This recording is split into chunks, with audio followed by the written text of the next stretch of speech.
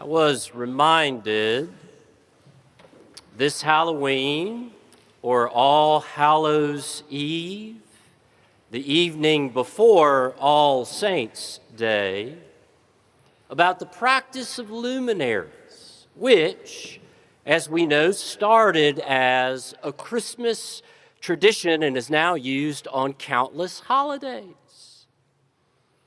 And it's quite easy to create luminaries. The easiest way is to get an ordinary paper bag and put a little sand in the bottom of it, and then you light a candle and put it in the sand. And then normally they line the edges of a person's driveway leading all the way to the front door, so when the sun goes down and nightfall comes, those ordinary bags are quite beautiful. And it is fitting that they became a tradition and practice at Christmas, celebrating the birth of Jesus, the light of the world, or the Word become flesh. And on this day, we are keenly aware of how we continue to see the light of Christ in the lives of ordinary saints, where the Word continues to become flesh through their kindness, mercy, and perseverance. That the light of our lives can reveal the light of this world. That the saints of our lives pass down to us an embodied faith, not a list of rules and principles and checklists. That faith comes alive in their words and in their actions, which is quite beautiful. Now, the saints of our lives are not 10 feet tall with perfect teeth. They do not hover above the ground like they're walking on clouds with this glow shining from the background. That saints are not saints because they are perfect. That they simply embody in various ways the goodness and grace of God. As 1 John reminds us, where it says, we shall be called God's children. So we can bear God's image and embody Christ's love and participate in the Spirit's work. That our lives can reveal the light of this world.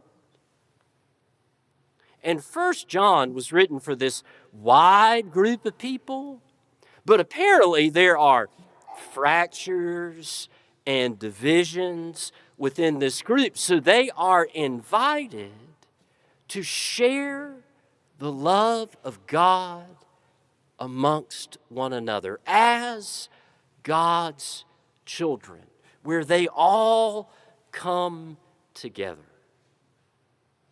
So there is no tiered spirituality within this group, just ordinary saints. And we find a similar picture in the book of Revelation, where it says, there was a great multitude that no one could count, from every nation, from all tribes and peoples and languages, standing before the throne and before the Lamb. That this is nothing short of a picture of the peace of God.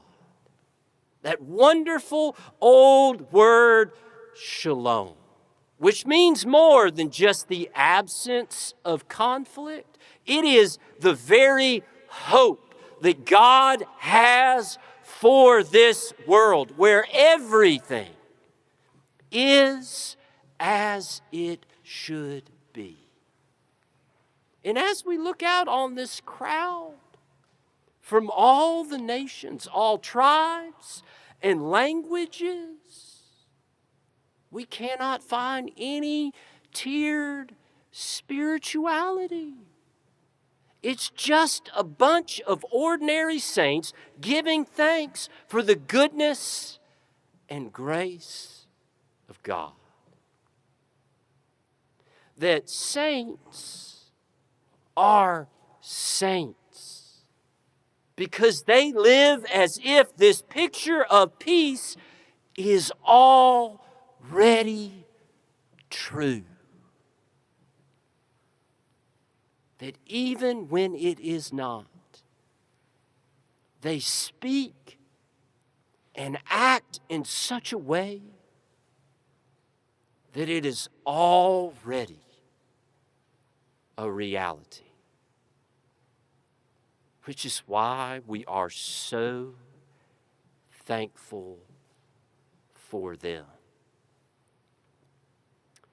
But if we are not careful, we can overlook them if we are expecting someone 10 feet tall with perfect teeth. It's like that story that Bill Leonard tells about the man who went to the Civil Rights Museum in Birmingham. And he's standing there looking at the cell where Martin Luther King was imprisoned. And next to him is an ordinary woman talking to her grandson and telling her all about the movement. And then he overhears the grandson say, "Grandma, is this the cell that you were in?" She says, "No, honey. This was Martin's cell. Mine was just up the road a little bit." That if we're not careful, we can overlook the ordinary saints all around us. So we need to pay attention and be on the lookout for them. Like the patron saint of washing dishes, that person in your life who you watch do small tasks as if they were extremely important, never complaining about it, even taking joy in it, because for them it was one way to serve the needs of others. Or like the patron saint of careful speech. Someone who may not have said a whole lot, but not because they didn't have anything important to say, but they truly understood the sheer power of words. And they always wanted to speak with honesty, with mercy, and with kindness. Or the patron saint of laughter. That person who never laughed at anybody else, but was always willing to laugh at the funny moments of ordinary life. Even to laugh at themselves. And they didn't hide their laughter as if they were embarrassed by it, wanting to appear stately and serious in public. But they laughed freely and shared it with others. And it was infectious. Or perhaps the patron saint of tender strength. That person who was always in the background, reserved and quiet, never wanting to be in the spotlight until someone was being harsh or mean. And they knew how to stand in the gap with tender strength, showing up, stepping forward, standing with those who were vulnerable. That we have all known saints in our lives, sometimes overlooked, but always influential. I've often heard that phrase, you don't want to be the low person on the totem pole.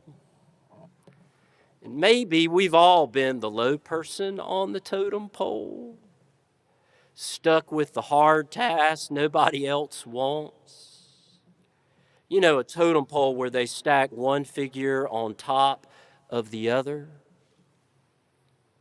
Well, we were in the Pacific Northwest and walking by this expansive, beautiful park that had been built in recognition and in honor of the indigenous people who first lived in that area. And in the center of the park was this gigantic totem pole, over 25 feet tall. You couldn't get your arms around it. It was so wide. And they explained that a totem pole is one way to tell a story, to tell the story of a people or the generations in a family. And as we listened to this explanation, we realized that phrase, you don't want to be the low person on the totem pole, was absolutely incorrect. It has nothing to do with the actual meaning of a totem pole. Because in telling the story of a people, or in the generations of a family, it is the ones on the bottom who receive the greatest honor. Because they're holding everybody else up.